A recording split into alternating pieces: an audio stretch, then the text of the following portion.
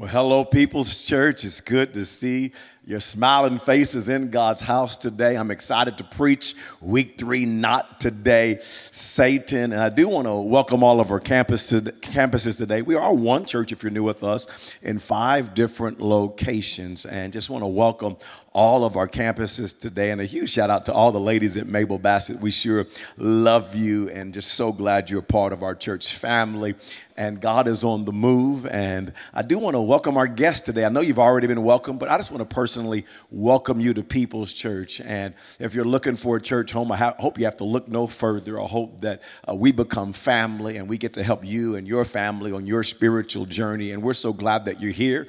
And I want all of our guests to know on February the 2nd, we're going to have a guest reception. So if you're new today, over the last 3 or 4 weeks, on February the 2nd, we look forward to meeting you at all of our campuses. Our pastors look forward to meeting you, giving you a copy of my book, But God Changes Everything. So I want all of our guests to know that we do look forward to connecting with you. And on February the 2nd, we're calling it Jersey Day. It's Super Bowl Sunday, so you wear your favorite team's jersey and be at church for Vision Sunday. Excited for how God's going to use that Sunday to spark faith in our heart. And this season of prayer and fasting has been so powerful. And one of the things that we're praying for is for miracles to happen. We believe that God does miracle, that he still heals and sets free, does the impossible. And on February the 5th, our first Wednesday, that deeper night, our first deeper night of the year, we're having a miracle service. How many of you know, coming right off the heels of prayer and fasting, well, God's going to show up and do some special things. So that February 5th, come on, it's going to be miracle service on that deeper night, believing God for miracle. There's a lot of exciting things happening here around your church that the Lord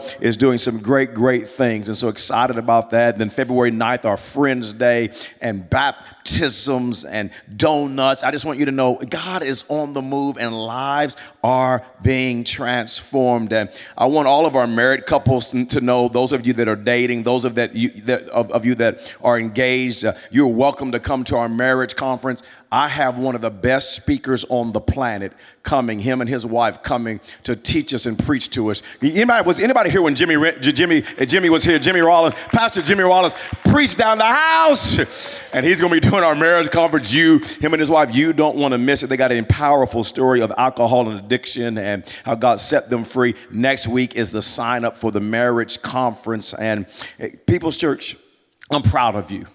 I am so proud. At all of our locations, we're having record attendance at our 6 a.m. prayer services.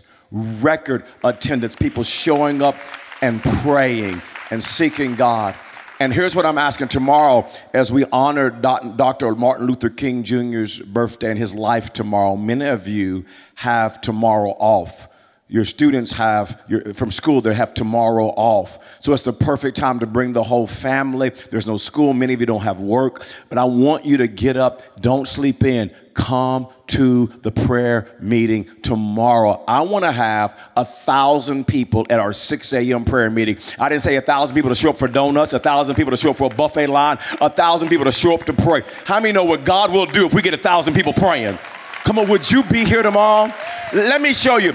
Our first day of prayer at the Oklahoma City campus, we were in a room. We so packed out the room that we had to move it to the main auditorium because hundreds of people are showing up to prayer. Check out the first day of prayer. This room was packed out.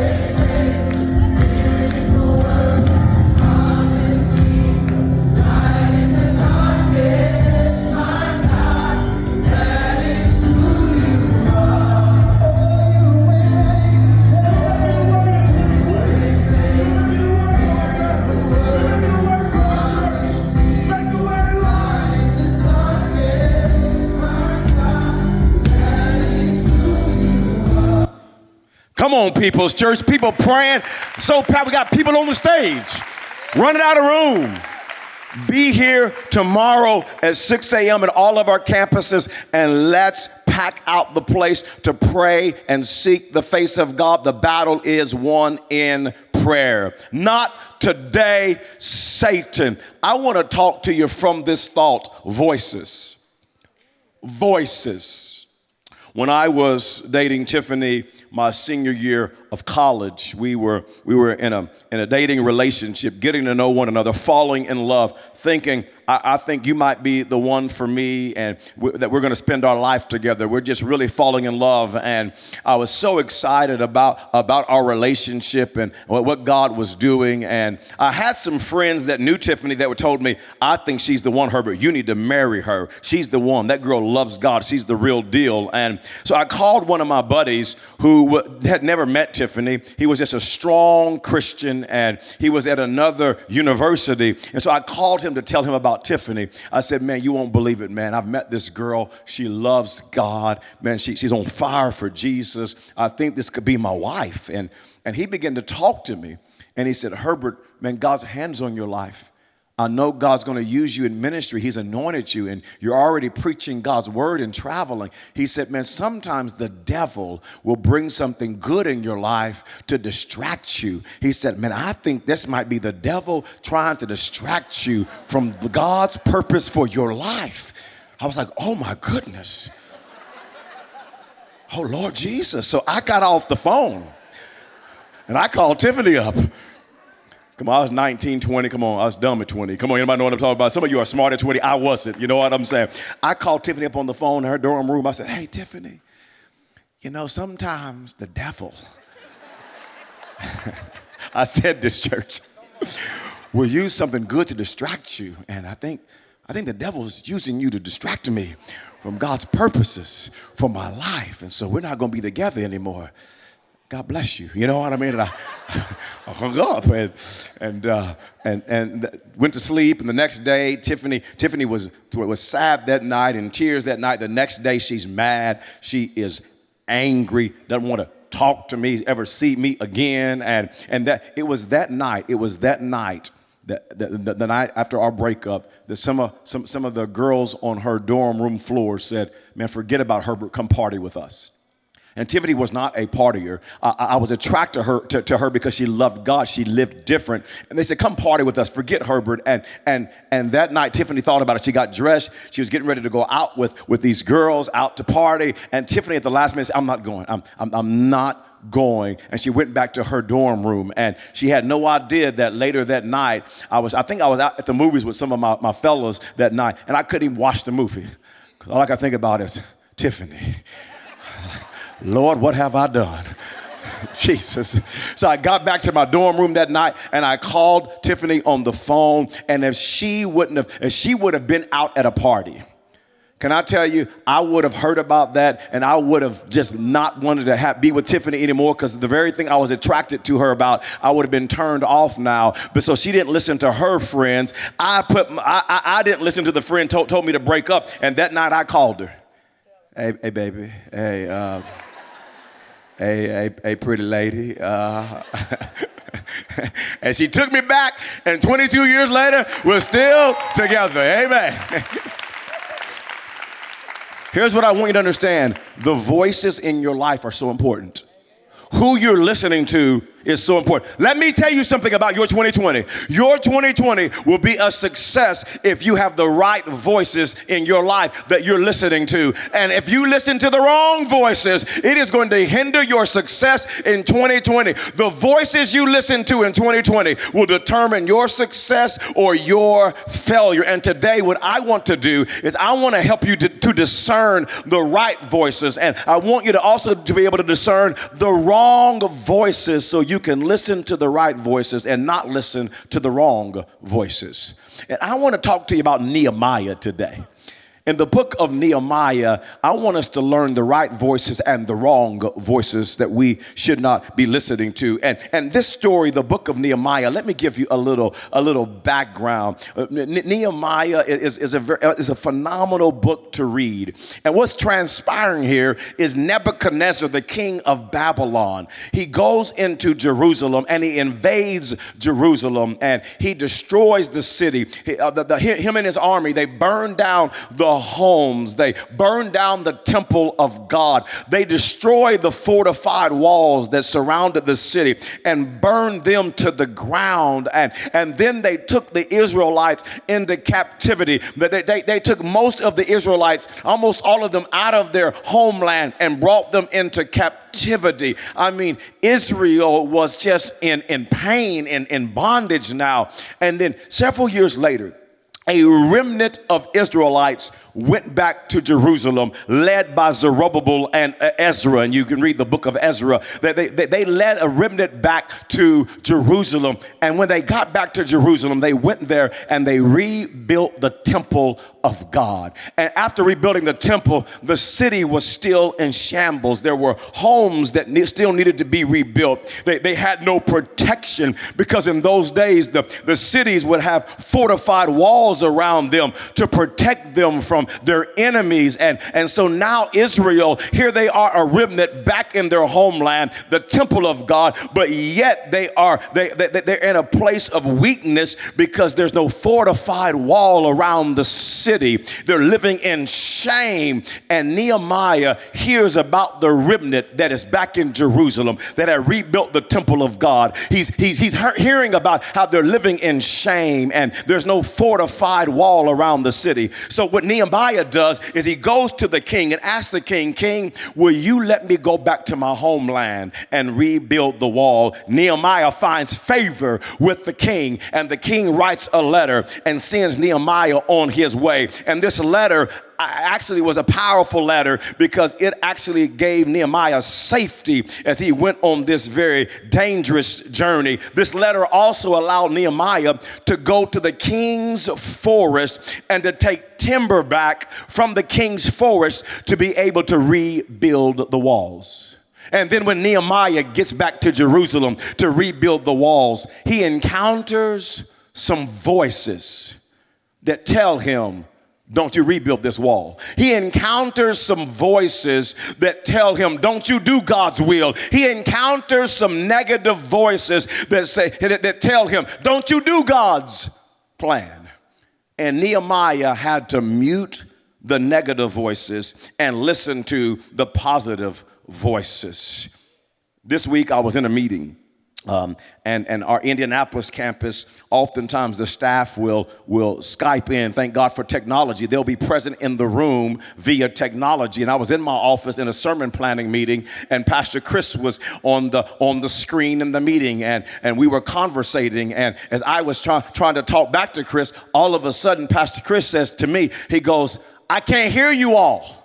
I can't hear you. And I told Pastor Chris, we hear you fine. He goes, I can't hear you all. What are you saying? I can't hear. I said, we hear you fine. And all of a sudden, I just picked up my phone. I was going to call him on his cell phone. He goes, I can't hear you. And all of a sudden, Pastor Chris realized I hit the mute button. He unmuted us, and then he could hear us just fine. And listen to me, there's some people in your life right now that you need to hit the mute button on. I can't hear you. You can hear me.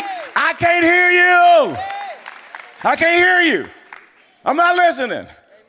I want to talk to you for a few moments about 4 signs of negative voices.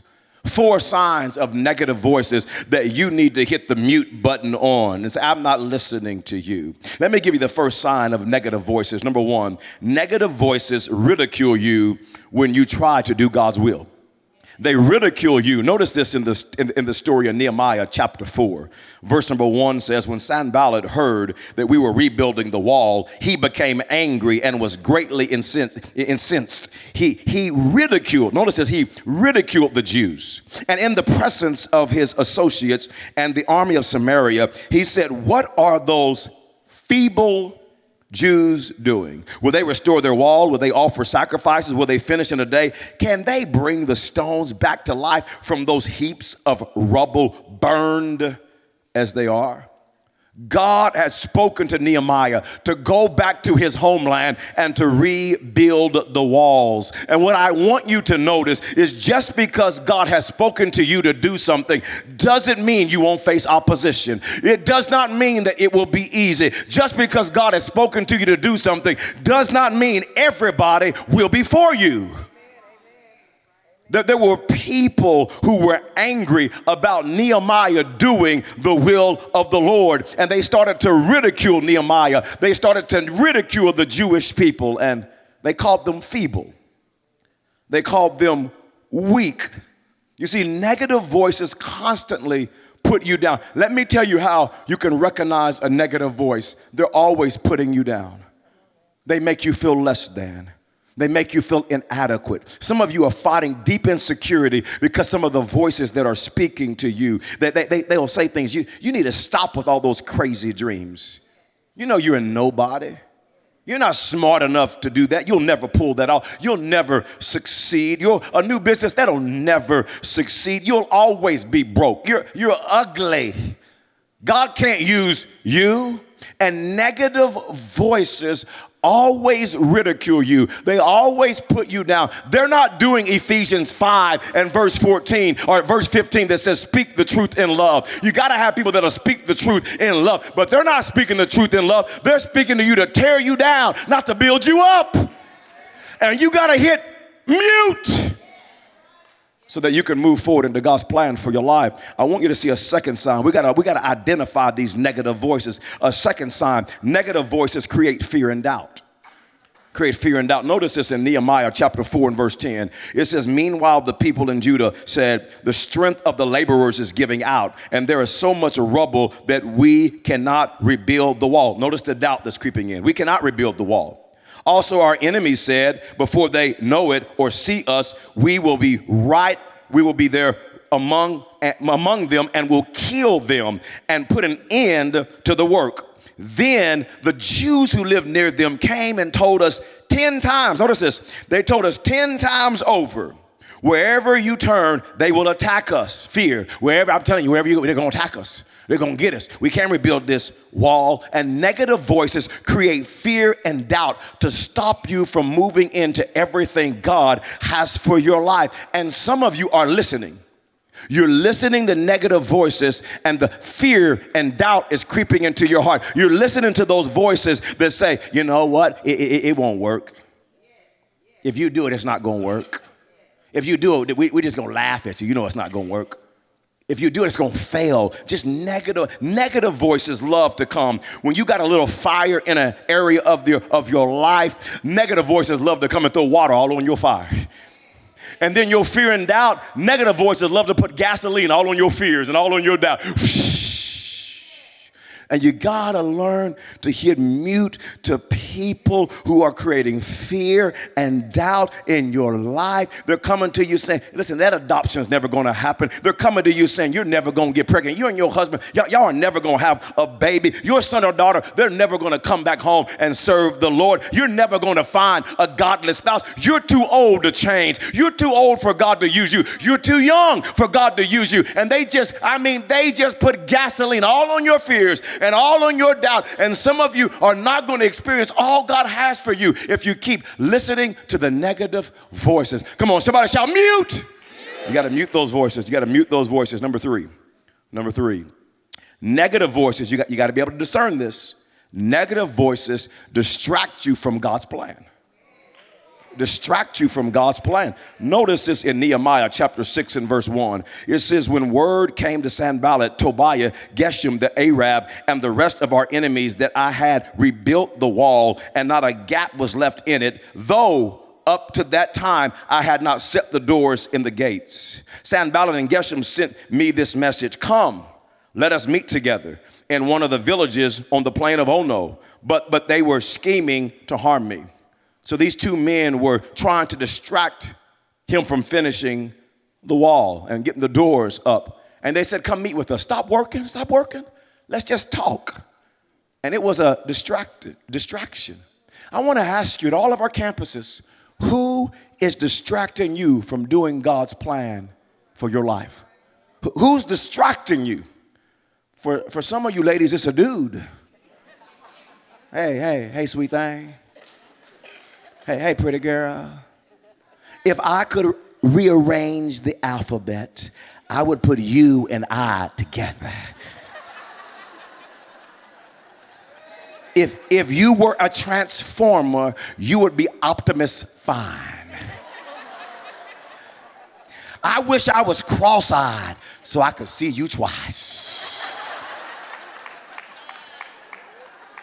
And then the famous Christian that's spitting game, the famous Christian pickup line, somebody better call God because he's missing an angel. I want you to think about you, though. Who's distracting you? There are people intentionally distracting some of you. They're distracting you from praying. They're distracting you from seeking God with all of your heart. They're distracting you from church. They're distracting you from giving. They're distracting you from serving. They're distracting you from getting closer to God. Who's distracting you from God's plan and purpose for your life? And then there are unintentional voices that are distracting some of you from God's plan for your life. Maybe it's unintentional. Maybe it's like, for some, it's your child and their sports team. And you get so wrapped up, and the next thing you know, you're having games on Sunday, and next thing you know, you strung together 6, 7, 8, 10, 12, 15 Sundays in a row, going to all the ball games. But what's good is distracting you from what's best, and now you find yourself away from the house of God. It was unintentional, but distracted. Maybe you set your heart to pray and to fast this year. Boy, Pastor, I've never prayed and fasted, but I keep hearing you talk about there's going to be breakthrough. God answers prayer, and he does. And you said, I'm going to pray and fast this year. And then you went and talked to one of your Christian friends that you consider to be spiritual. And then they told you, they said, you know what? Oh, I'm not praying and fasting. I love God, but I'm not doing that. And it was unintentional, but now you felt demotivated, and you decided, well, I don't know that I'm going to pray and fast either. Not today, Satan. For some of you, it was you started fasting and praying last week. And then you showed up and you saw a friend and you thought they were doing the same fast you were doing. And then you looked at them and they were eating a hamburger. You was like, huh? What kind of fast is that? Yeah, give me one too. And that's your problem. It was unintentional. Put that hamburger down in Jesus' name and start your fast back today, because God's got more for your life in 2020. Don't you get distracted. Don't get distracted. You got to hit the mute button. Don't get distracted.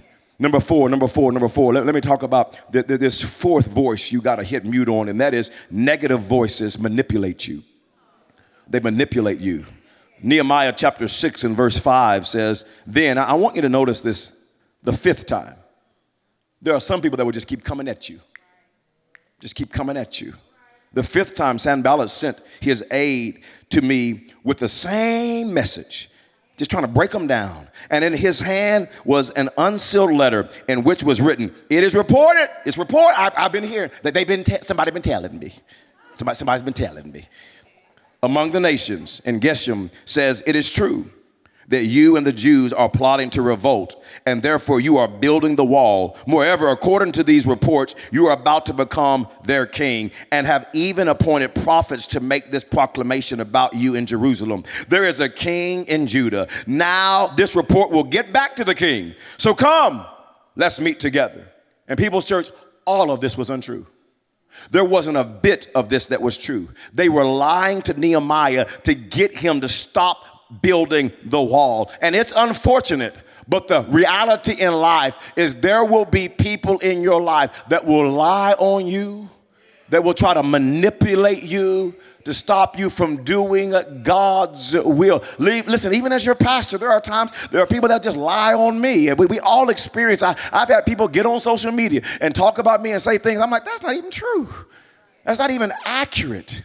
That's not even right. There'll be people that try to manipulate me to get me to stop me from trying to do God's will. They'll try to work me and manipulate me. And you got to be able to hit mute on those voices. Some of you are getting distracted. Listen, when somebody talks about me on social media and just makes up stuff and lies, I don't even respond. Some of you are in a social media war. You're in Facebook. Stop it. You're distracted. That person's manipulating you and got your attention off what God's called you to do. I don't got time to deal with my haters because I'm too busy doing what God has called me to do. They might lie, they might manipulate, but you don't give in. You keep doing, thus saith the Lord. You keep doing the will of God. You got to hit mute. Everybody shout mute.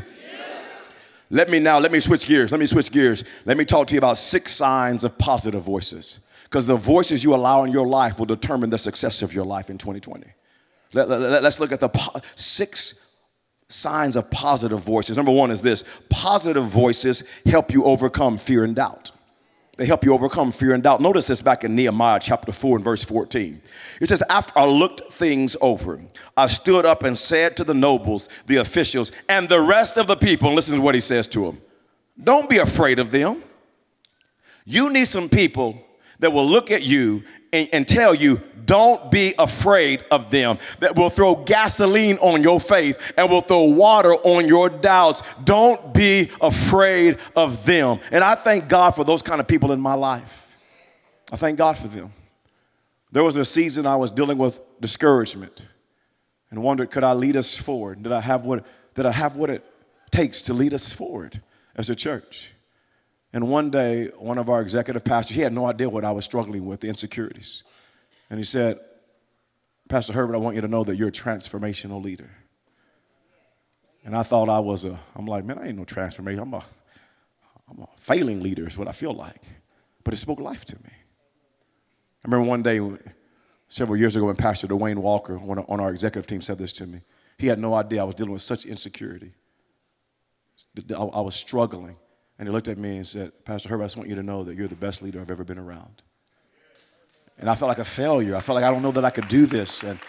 And what that did to have the right voices speaking life into me. My pastor, Pastor Chris Hodges at Church of the Highlands, he spoke to me last year and he said, Herbert, you're a bridge builder. And I've always felt like I'm a bridge builder. I'm called to get white, black, yellow, red, everybody, Republican, Democrat, Independent. I'm trying to get everybody, every denomination, Baptist, Methodist, Pentecostal, Nazarene. Come on, we're going to all come together and lift up the name of Jesus. And it just breathed fire into my heart to know somebody sees it in me and just spoke life to me. Do you have voices in your life that'll speak to you when you're dealing with fear and doubt? The voices in your life will determine your success or failure. I want you to see a second positive voice, a positive voice. Number 2 is this. Positive voices remind you to remember the Lord. They remind you to remember the Lord. Notice this in Nehemiah chapter 4 and verse 14. He says, don't be afraid of them.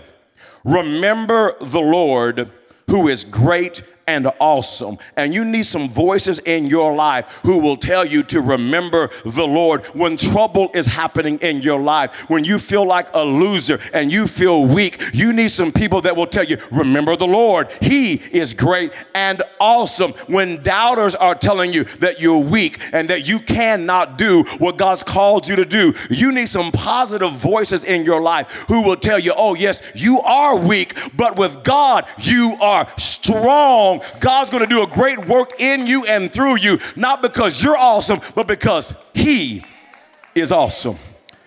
I love what 2 Corinthians chapter 12 and verse 9 and 10 says, but he said to me, my grace is sufficient for you, for my power is made perfect in the weakness. Therefore, I will boast all the more about my weaknesses so that Christ's power may rest on me. Is there anybody in any of our campuses today that just feels a little weak? You feel a little weak? Anybody feeling a little weak right now? Just feeling a little weak? I want you to know that you are the perfect candidate for God to show up with His power, because God works best through weakness. And verse 10 says, that is why, for Christ's sake, I delight in weaknesses, in insults, in hardships, in persecutions, in difficulties. For when I am weak, then I am strong. And you got to have some people in your life that says, you better remember the Lord. I know you got some weaknesses. I know you messed up. I know you may not have it all together, but I want you to remember God is awesome and He will be strong through you. Do you have some voices like that in your life?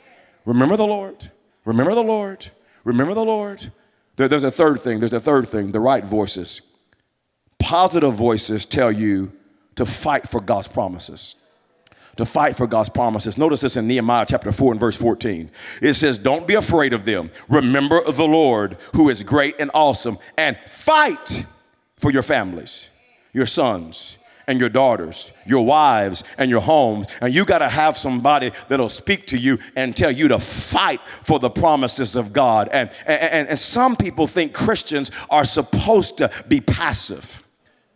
They think because we're kind and loving, patient, humble, and gentle that we can't fight. And listen to me, People's Church, if you're going to rebuild the wall, if you're going to accomplish the promises of God for your life, you have to fight. Some of you have to stop being a wimpy Christian and put up your spiritual dukes and fight. I'm not saying be ugly. I'm not saying be a jerk, but I am saying you got to have some toughness about you. You got to get some grit about you. You got to get some oomph about you. You got to get some fight about you. You have to fight to finish what God has called you to do. The Apostle Paul said in 2 Timothy chapter 4 and verse number 7, I have fought the good fight. I have finished the race. I have kept the faith. Paul said, I fought the good fight. He said, I fought to finish the race. I had to fight. I had to be aggressive. I had to have some grit and some toughness. And you have to fight, People's Church. Come on, just look at your neighbor at all of our campuses and just tell them this. You better fight. Go ahead and tell them, you better fight. Come on, you better fight.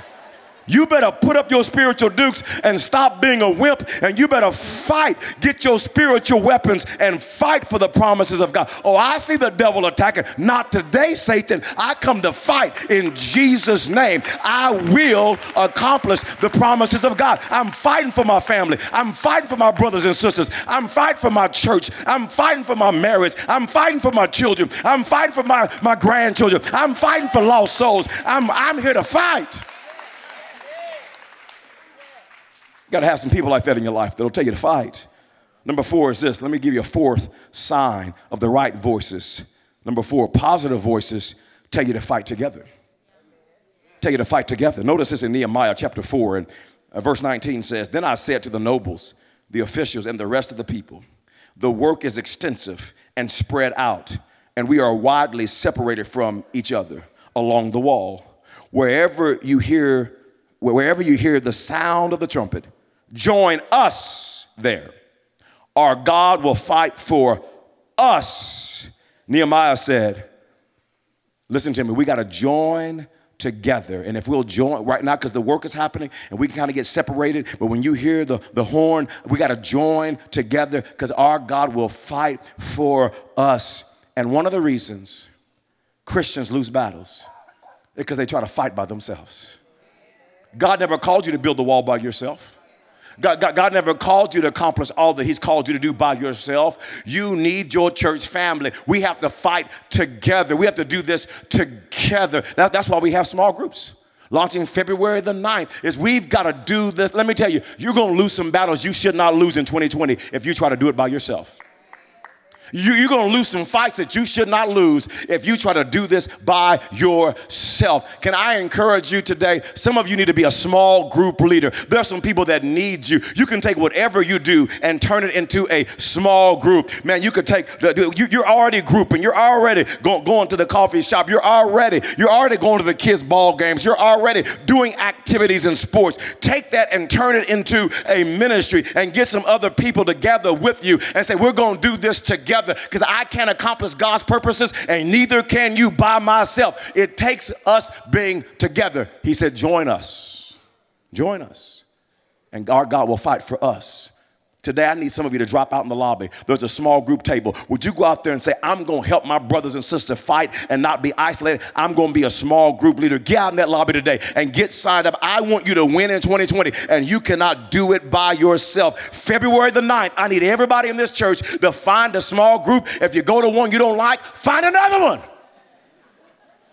But fight together, and start winning in 2020. By getting some other Christians with you. Number 5 is this. I want you to see a fifth thing. A fifth sign of positive voices. And number 5 is positive voices tell you to pray. Tell you to pray. Notice this, Nehemiah, chapter 6 and verse 9. They were all trying to frighten us, thinking their hands will get too weak for the work and it will not be completed. But I prayed, now strengthen my hands. And positive voices, when you're weak, they'll say, we got to pray. We got to seek. Listen, the battle is won in prayer. I just can't tell you, I can't emphasize this enough. If you're going to win in 2020, you got to pray through until you get a breakthrough. Prayer is the key to victory. That's why I'm so pumped about everybody coming out to prayer. That's why I want to see 1,000 people out tomorrow morning. I want to see you out because listen to me, I don't want you to lose in 2020. There are victories you will get if you will pray and seek the face of God. And there's some victories that you will not have and will not receive if you don't pray. Prayer is the key. Prayer is where the battle is won. You got to have some people that'll push you to pray. I'm hoping I'm one of those people that push you. Like, man, Pastor, 6 a.m. I'm off tomorrow. We sleeping in. No. You got to have some people that'll provoke you, stir you. Get here to pray. You be one of those 1,000 people because the victory is won through prayer. Number six is this. Positive voices tell you to stay on the wall until the work is completed. Stay on the wall until the work is completed. Notice this in Nehemiah chapter 6 and verse 2. Sanballat and Geshem sent me this message. Come, let us meet together in one of the villages on the plain of Ono. But they were scheming to harm me, so I sent messengers to them with this reply. I am carrying on a great project. I like how some translations say, I'm carrying on a great work, and I cannot go down. Why should the work stop while I leave it and go down to you? 4 times they sent me the same message, and each time I gave them the same answer. I'm carrying on a great work, and I cannot come down. People's Church, too many people fall into the trap of being a starter and not a finisher. And you got to get those negative voices. Listen, God has a great work for you. And listen to me, you got to climb higher with God. You got to get on the wall. God's called you to get on, and you cannot come down. And there'll be some negative folks trying to get you down.